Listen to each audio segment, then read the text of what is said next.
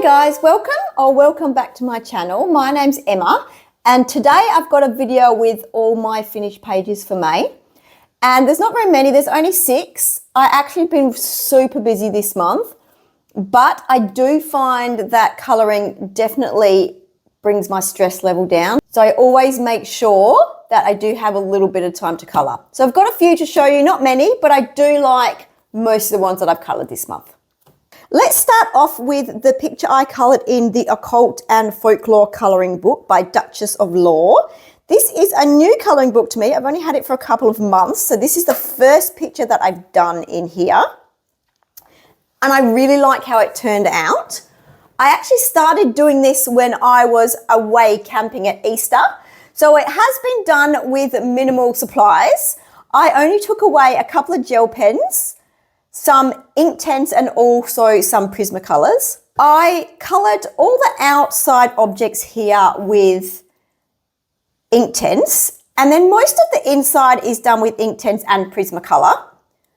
I also coloured the little hut here, which is apparently called Baba Yaga's hut, which it's a folklore and apparently there's a witch that lives in there.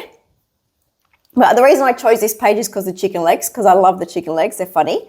But I coloured most of this in here with Inktense and Prismacolor, and then just went in and added a little bit of shadow and depth. Also used some gel pens to go around all here and give a bit of a pop. That's why I chose to use fluoro gel pens as well, just to make everything pop a little bit from the background.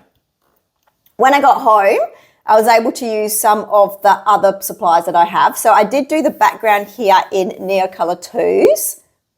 I also went in there with my gold Coliro just to give it a little bit of a shine. If you're anything like me and you're not super good at using your paintbrush, I'm not great at doing little things and staying in the lines. So my trick for this is what I did was I coloured the Coliro just around up to the black line. And then I got my gold gel pen and I just went around the very, very outside just so I could get a bit of a straighter line because it was all quite a little bit wonky. The colour is slightly different. It is a little duller. That's why I like to use my Coliro watercolours instead of a gel pen to colour in the whole area, because this is quite a bit duller than the Coliro. Coliro is very shiny, but unless you look super closely, you cannot see the difference.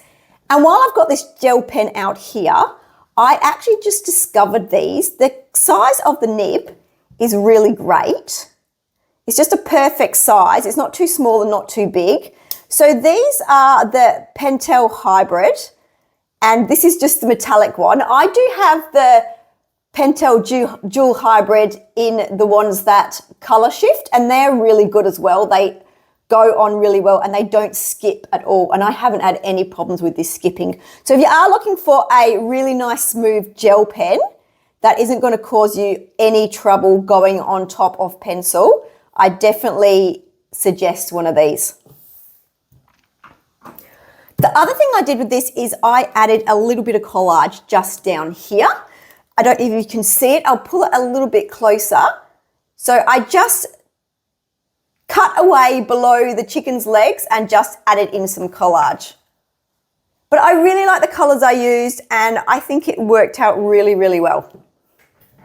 The next book I coloured in was Pihla by Annie Velquist. And I coloured in this page here.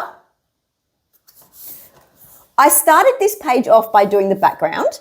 So the background is done with Arrtx acrylic markers. And I was actually doing a video on the acrylic markers and giving them a bit of a test out and a review. So I did want to use a lot of different colours. I never would have chosen this palette for a background because there's so many colours in here, but I actually really love the way that it turned out and I'm really glad that I did choose it. So after I did the background in here, the problem I did have was because it was an acrylic marker background, I do find that they will be very bold and deep in colour, which means whatever you colour in the foreground, so your main picture has to also be bold or it's going to get lost in the background and you don't want that to happen. So I did decide to colour the front in with Prismacolors, but to give that a little bit more of a deeper tone to make it compete with this background, I blended it with a blender pencil. I feel that whenever I blend the colours with a blender pencil, it does always give it more of a deep tone. So it worked really well, and I think it is popping out of the background. I also used the trick of using acrylic marker. So I used Toolie paint pens just to go around the edges, just to help everything pop a little bit more. This pink here is just done with Jelly Roll pink pen. The Jelly Roll pink is a really nice neon pink, so I use that quite a lot. And then just added in a little bit of shadow with the pencil. And I'm really happy with how that turned out. I probably could have put a little bit more highlights in her hair to make her hair stick out, because I notice now while I'm looking at it, especially on camera, that this goes back into the background quite a lot. But apart from that, it worked out really well. And I just added a little bit of silver Coliro here, just on the telescope. So I do have the video of me doing this entire background. What I'll do is I will put a link to that video in the description for this video. I also coloured a page in Tanglewood. This is one of my favourite books. And I just did this page here.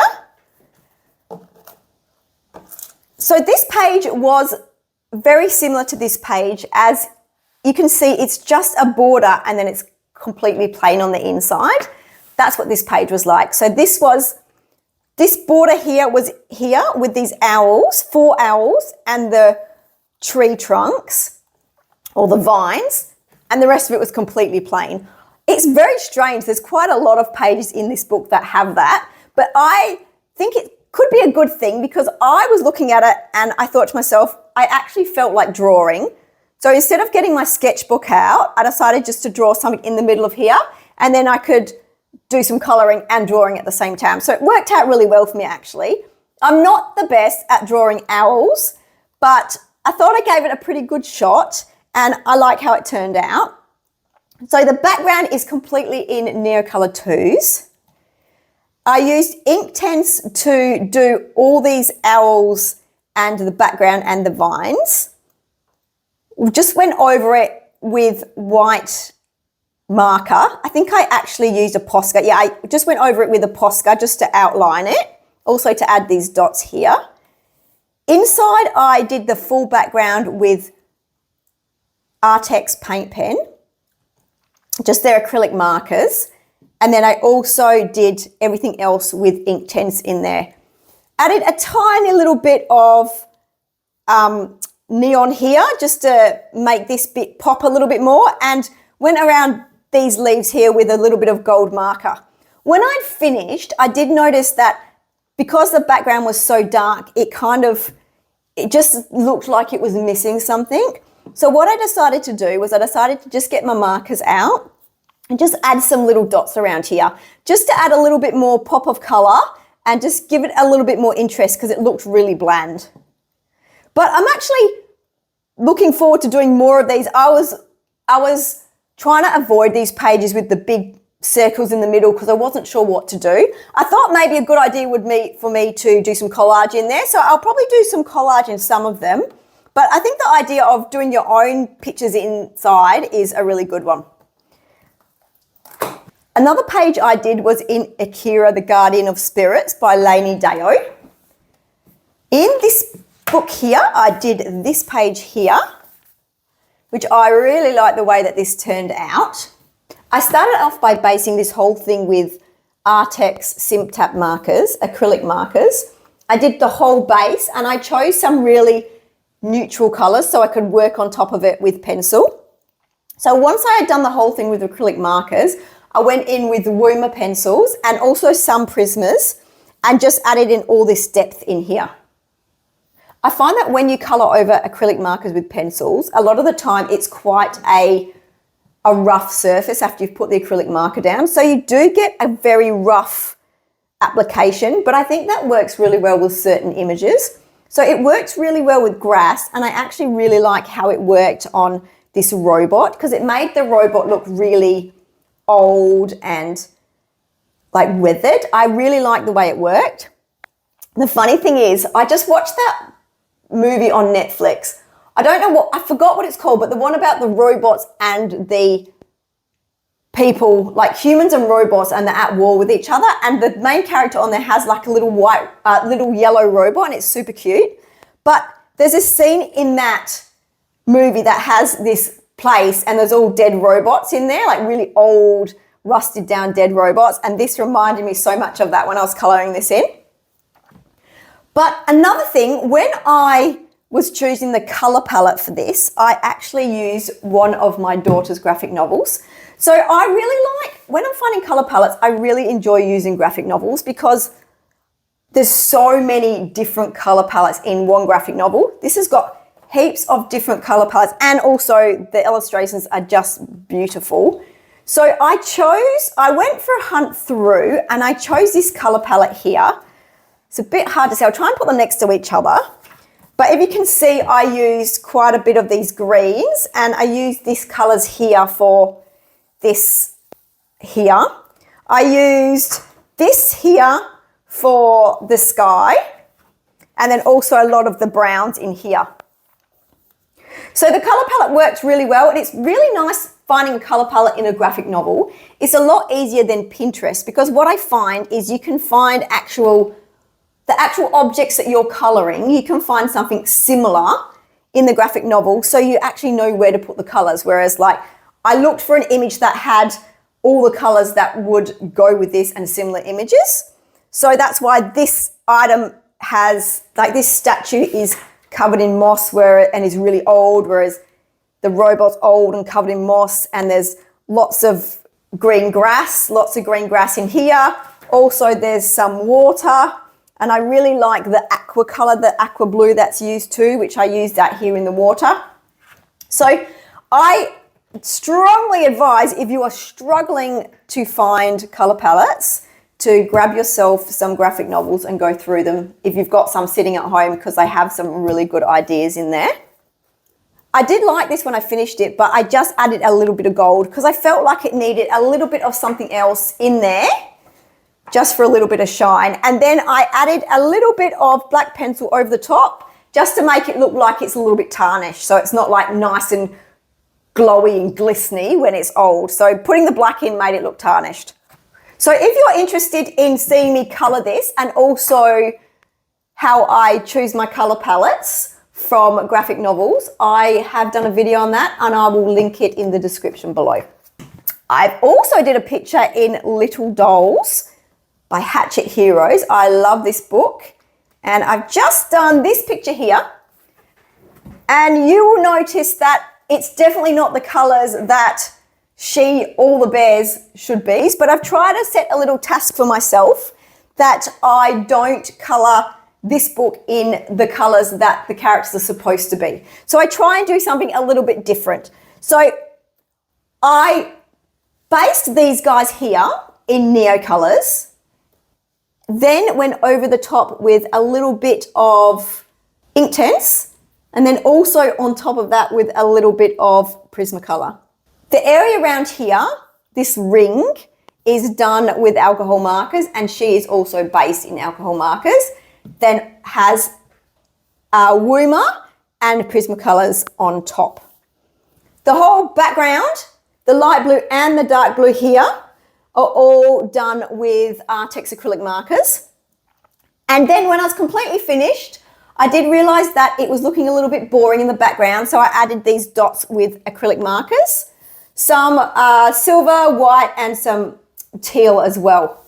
A really great hack is if you have used acrylic markers or water-based markers in the background and it has left streaks and you don't like seeing streaks, sometimes I don't mind streaks. I think it looks really good in images, but sometimes I can't deal with them. So what I will do is I'll go through with acrylic markers and put lots of dots over the top, and it will definitely take your eye away from the streaks and it will take your eye to the dots. So that's a good little hack if you do have really streaky backgrounds. And then also, I did just go over all the black lines with Tooly Art paint pens. The last one I did is in Dark Fairy Tales by Crook. and I did this page here, this Beauty and the Beast page. I based the whole thing in acrylic markers and then went over the top with Woomer pencils. I was actually doing a review video on the Woomer pencils, so that's why it's all Woomer, but they worked really well. I am a Prisma girl, and that's the pencil that I will usually use. Although I've got lots of different pencils, that's the one that I always will reach for. And I do find that these Woomer lay quite similar to Prisma. They're probably the closest budget pencil I've used that works close to Prisma.